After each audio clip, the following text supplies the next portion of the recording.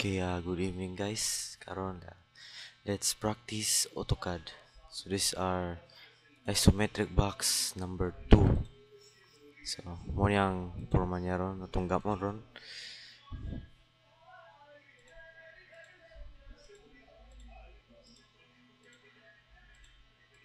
Tara.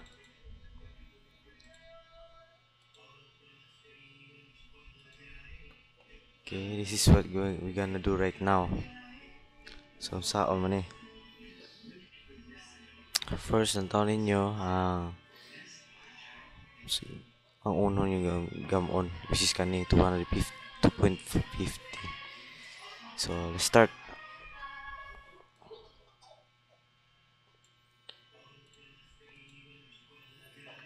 Okay. Let's get kani turn on ninyo ang pag-type mo danog isoplane. Isoplane. Karon enter isometric plane setting.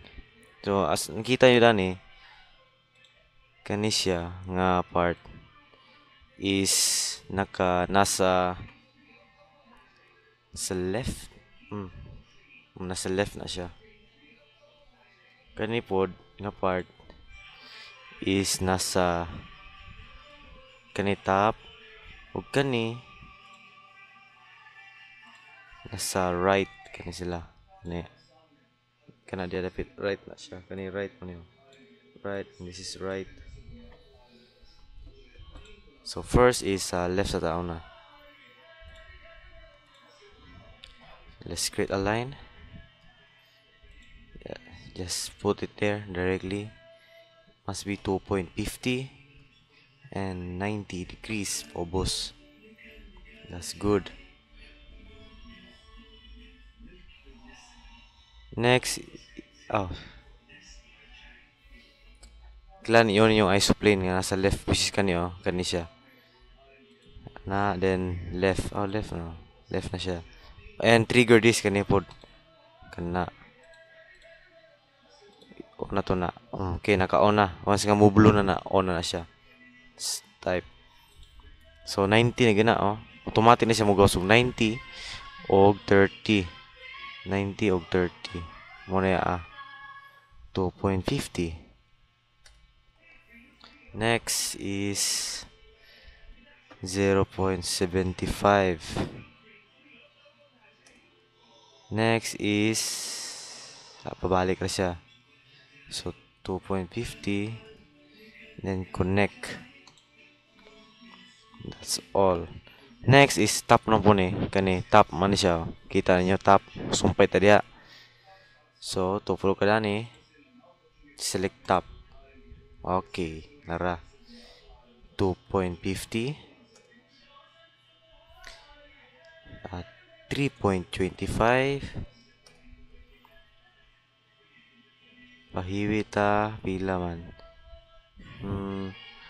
1.50. 1.50.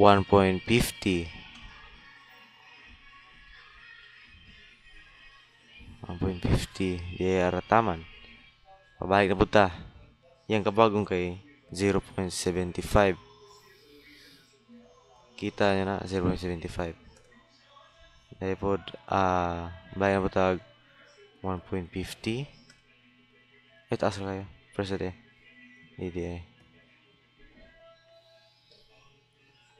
1.50. So sa escape. Control 8. 1.50 minus 0.75 equals 0.75.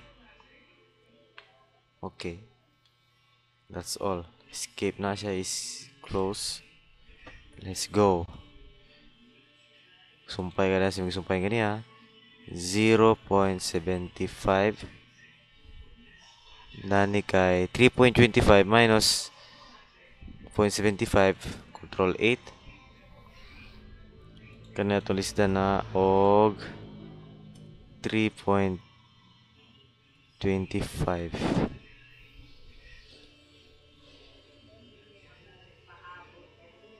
is equals 2.5. Dara. Murag nahimo sa is pila to? 2.5. 2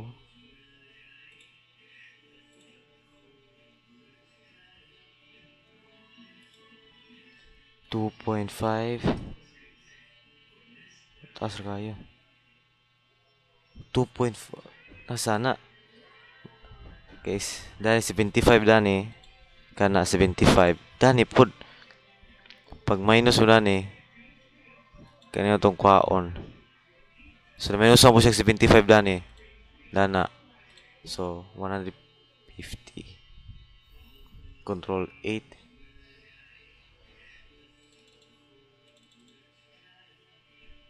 3.25 minus 0.75 is 2.5 minus 0.75 is 1.75. Okay, let's close this. Let's type there 1.75 then connect. Okay, muna ang top kani nga layer kana. Next is kani nga side. So let's kanina pod isometric right. Naka-right na siya. Makita niyo nga changes nga sa imong grid mo na. Let's go. This is 2.50 connect. Then line kani siya is naka-ana man siya left. Naka left siya. Diha pila to? 1.75. Connecta siya diha. Okay. Diha taman. Next kani kaya kaslanting man eh. So na siya sa side sa right.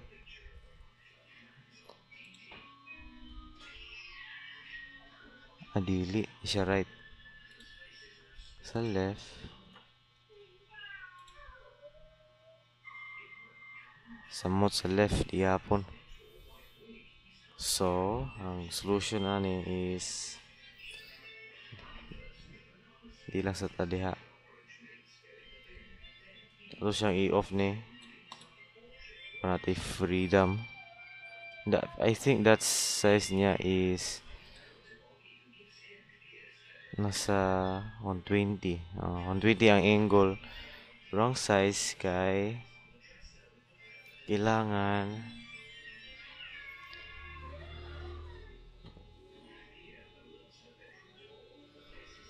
so ano lang na to. Ngayon yung technique lang ni. Naman tayo 0.150 na ni. 1.50 kana. So line obos is 1.50 90 na. Next line na pod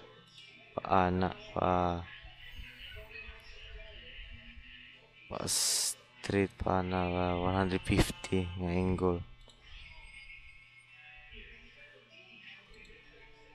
Experiment lang andara. Which is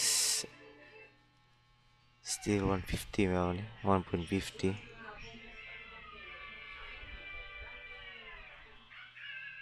Yang katas on is ikatunga. So 0.75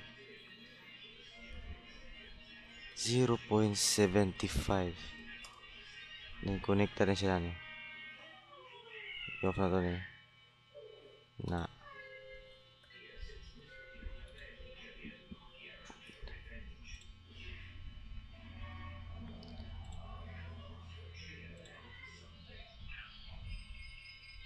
kani kay 0.75 then off ka jud connect na. So mag-trim ta ka jud tingnan ning sa sulod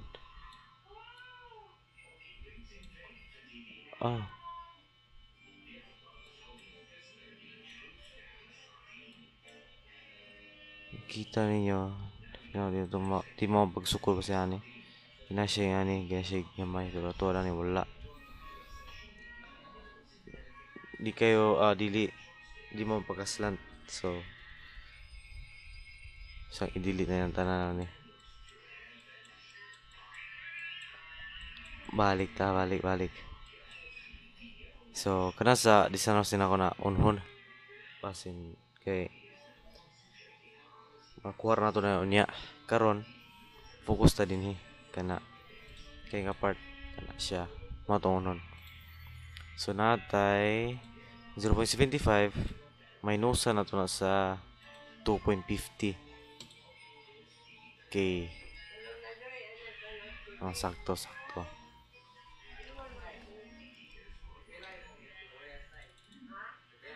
2.5 minus 0.75 is 1.75. Okay. L. Kailan right? Okay, obos. I-on po din na saan? Kana then himo siya 1.25. Next is kay top naman po check sa top na nara which ang katas-on niya is 2.50 diha minus 2.50 minus 0.75 is also 1.25 yapon na pa kili din ta pila man 2.50 pabalik na is 1.25. Okay, balik diha na. Next is itong line yapon kani naka spin right paubos is 0.75 nagyapon dani which is 2.50 2.5 pataas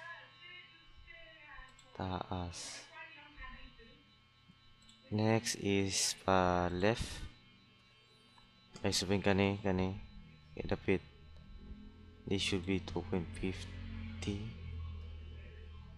2.5 pataas ta o gamay man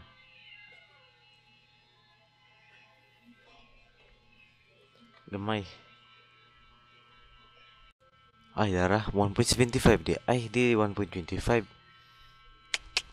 kung taas ka dani kanid ni mao okay balik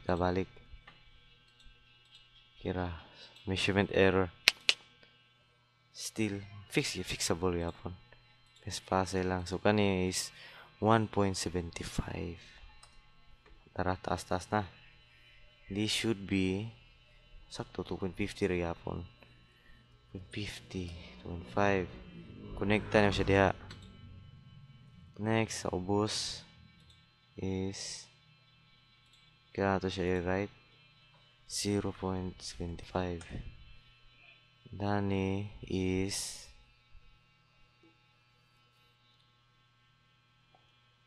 2.50 diani dia aman click next L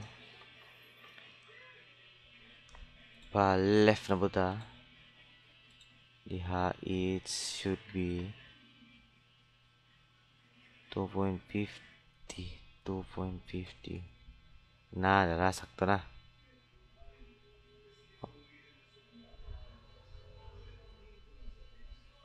Yan na 250.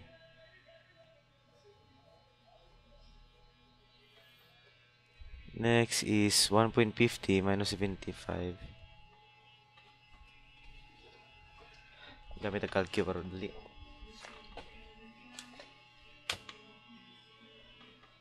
1.5 minus 0.75 is 0.75.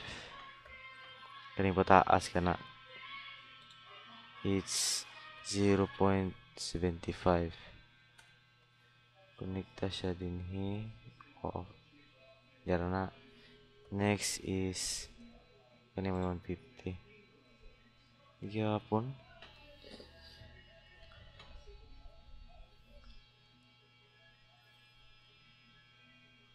Sige lang, sige lang.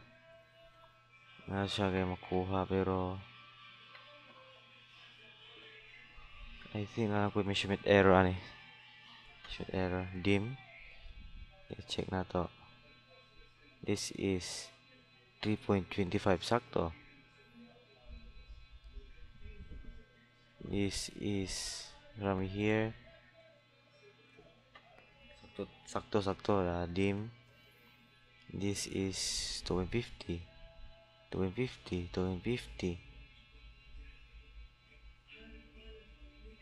0.75. This is 2.50. 1.25 plus 1.25 is 2.5 sakto. This is 0.75. This is 150. 150 gani. Kani kabag-o niya 0.75. Sakto raman. This should be 1.75. 2.5 minus 0.75 is sakto. Okay lang, balay na ta. Next is pasaka na ta o 1.50. 1.5. Then off ni mo ni, connect mo siya dani. Diha. Dinhi connect mo siya dani. L connect mo siya diha. Okay. Formada na. Okay do. Kaya na kayo. Kaniron, this is an ellipse. Hindi siya madalag circle lang. Wow, pero what if? Huh? Try na itong circle. C. Di gede. C. 2P.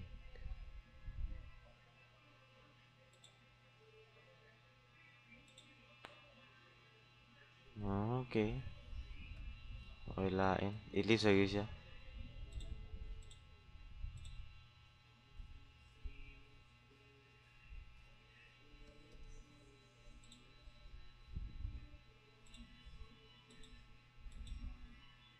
Okay, ellipse lagi siya.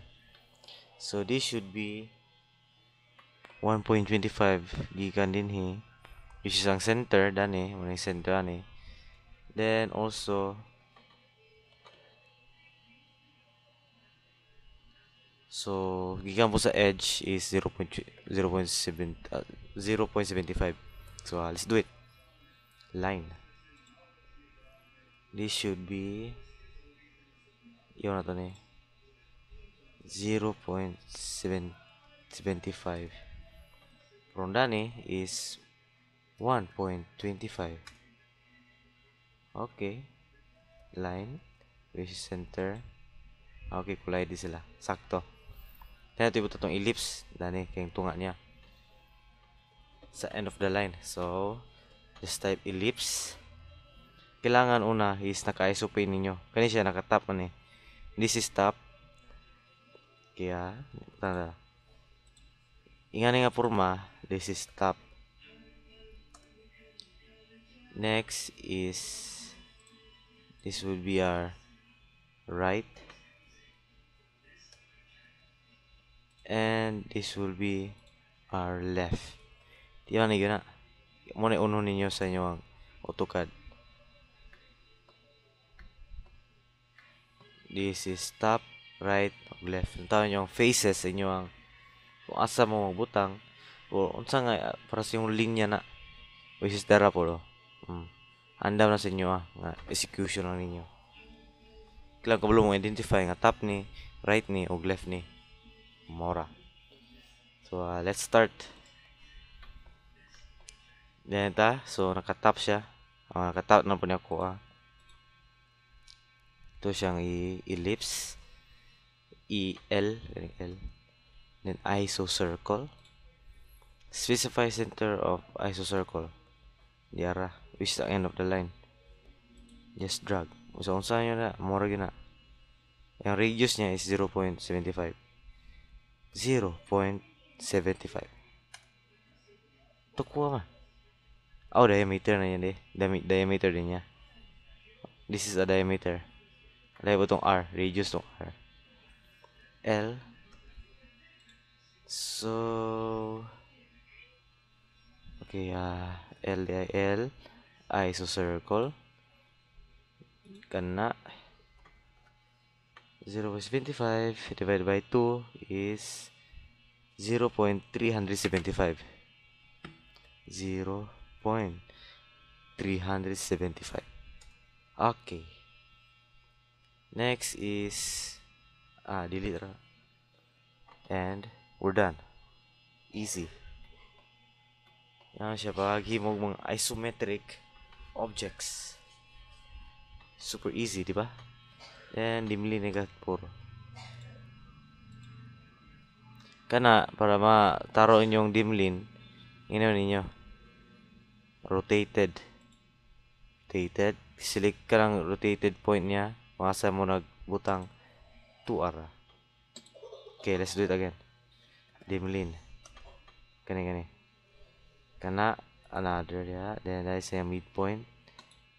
This should be 1.25. So kani rotated kani R. Kana diha tama din ni. Tada. Kuha. Kani pod. Tunga niya kani. Akin sa kilid. Sinriyapon. Kana. Then rotated. Ay na angle. Kanang angle is for text na. Kuha. This is okay dimling yapon. Dani. Dani. Rotated. Kana. O kana. Dahil kong save di ay. Ang save ani feel ko kani. Dani. Nga part. This should be 5. Di makukuha. Sige lang. Next is kanasa karon kita ninyo kay flat niya, flat ato wala naka-angle man ako kaya na flat center gitu. So sa si paghimo ngani ra dim ed or dim edit kana click oblique select objects kaning kanang ka-press niya ngani kanang ingani yun mo kana ra isar kabok then enter basta unsa yung mapilihan basta nga nagporma kung press utra ng porma select nyo tanan enter ang angle ani kailangan to be 90 okay 2R 90 na siya kani kang 5 kay nakapila man ni kay sa angle ani think experiment lang ta dim ed oblique select that and try na to og 220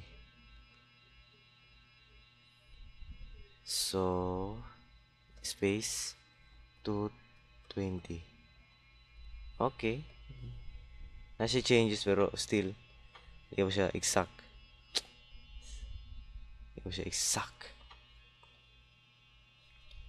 So next is kani kailangan naka tap man na siya.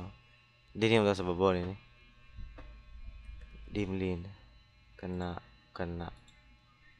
ni rotated diha dara dimid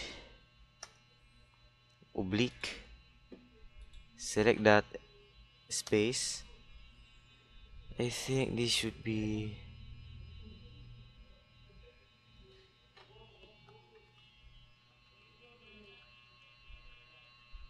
grande 15 315.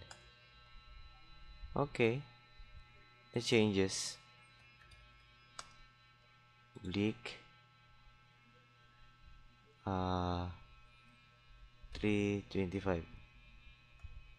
Okay, happy na good. 330 din eh. Oblique 330. Okay, dara. Same ra eh. Sa text is still I need to research about that, but still adis kabulon mo sa akon. So kani ellipse na to. So pag di ba na madimrad, select objects. Object selected is not a circle or arc. So mano-mano na. So is on my video.